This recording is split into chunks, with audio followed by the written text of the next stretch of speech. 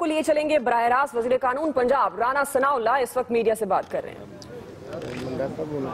جی بسم اللہ الرحمن الرحیم جناب یہی سوال جے آئی ٹی کے حوالے سے بتائیے گا۔ دیکھیں جو جہاں تک جے آئی ٹی کا معاملہ ہے، جے آئی ٹی پر اٹھنے والے جو سوالات ہیں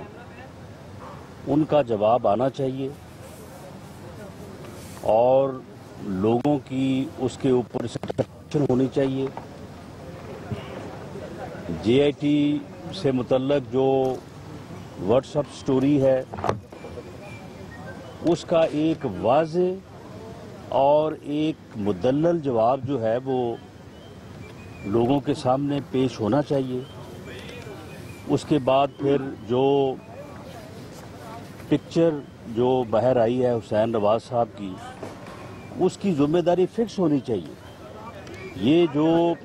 ابہام میں یہ بات چل رہی ہے کہ جی فلاں نے لیک کر دی، فلاں نے لیک کر دی، بھئی اس بلڈنگ کی ذمہ داری کس کے پاس ہے؟ اس کی سیکورٹی کس کے پاس ہے؟ ایک معروف صحافی عمر چیمہ صاحب کا جو ہے وہ گئے ہیں وہاں پہ، انہوں نے واپس آ کے جو بات کی ہے کہ وہاں پہ کیا حالات ہے، وہاں پہ کون لوگ ہیں جو اس ساری پروسیڈنگز کو جو ہے وہ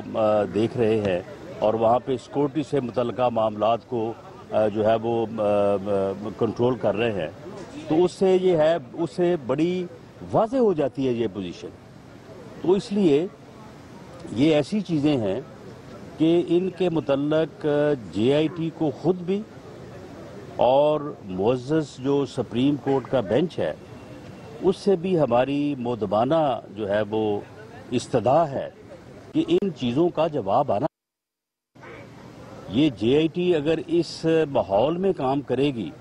کہ اس کے اوپر جو ہے وہ سوال اٹھتے چلے جائیں گے تو پھر اس کی رپورٹ جو ہے اس کو کون بلیو کرے گا؟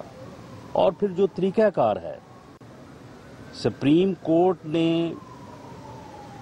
دھاندلی کمیشن میں خود پروب کیا، خود جو ہے وہ اس پورے پروسیس کو جو ہے وہ انویسٹیگیٹ کیا۔ میں سمجھتا ہوں کہ وہ ایک مثل ہے ان تمام جو ہے وہ تفتیشی یا انکوائری کمیشن ہو، کوئی جے آئی ٹی ہو، ان کے لیے۔ لیکن یہ جو طریقہ کار اپنایا گیا ہے، یعنی شریف فیملی کا احتساب جو ہے یہ دنیا کا انوکھا احتساب ہے کہ انہی سے کہا جا رہا ہے کہ اپنے خلاف جو ہے وہ ثبوت لے کے آؤ۔ یعنی پی ٹی آئی کا بھی پہلے یہی رویہ تھا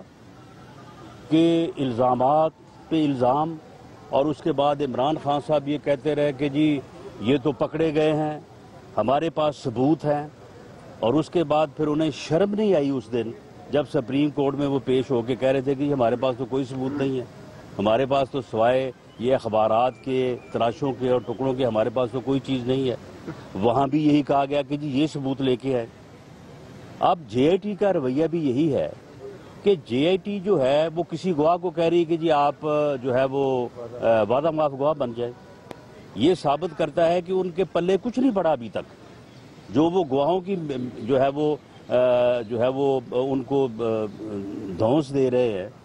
ان کو ورگلا رہے ہیں کہ یہ آپ وعدہ معاف گواہ بن جائیں۔ کسی سے کہہ رہے ہیں کہ اپنا بیان الفی جو ہے وہ واپس لے لیں، کسی سے کہہ رہے ہیں کہ جی آپ جو ہے وہ اپنا بیان جو ہے اس کو پلٹ دیں، اور پھر جو ہے وہ 7 گھنٹے۔ میرا خیال ہے کہ اگر آپ پورے جو ہے وہ جو انکوائری کا جو ڈیوریشن ہے کہ 9 گھنٹے، 7 گھنٹے، 13 گھنٹے، میرا خیال ہے کہ تقریباً 100 گھنٹے سے زیادہ اب تک جو ہے وہ جے آئی ٹی انٹیروگیشن جو ہے وہ کر چکی ہے۔ اب ان سے پوچھا جائے کہ کیا آپ یہاں پہ کوئی جو ہے وہ کوئی فارمولہ تلاش کر رہے ہیں، کوئی آپ یہاں پہ کوئی جو ہے وہ سائنٹیفک جو ہے وہ آپ کوئی ایجاد کرنے جا رہے ہیں؟ کس بات کی انٹیروگیشن آپ کر رہے ہیں؟ ایک انویسٹیگیشن جو کمیشن یا جو ٹیم ہوتی ہے اس کا کام ہوتا ہے کہ وہ ایویڈنس کلیکٹ کرے، جو بھی الزام ہے، جس کے خلاف الزام ہے اس کے خلاف انڈیپینڈنٹ اور ریلائبل جو ہے وہ ایویڈنس کلیکٹ کرے، نہ کہ اسی سے پوچھے کہ جی لائیں آپ اپنے خلاف جو ثبوت ہیں وہ آپ لے کے آئیں. اور پھر یہ کیا رویہ ہے؟ کون سا قانون ہے کہ جو اس بات کو روکتا ہے کہ انکوائری میں پروب میں پیش ہونے والا آدمی جو ہے وہ وکیل کی سہولت نہیں لے سکتا؟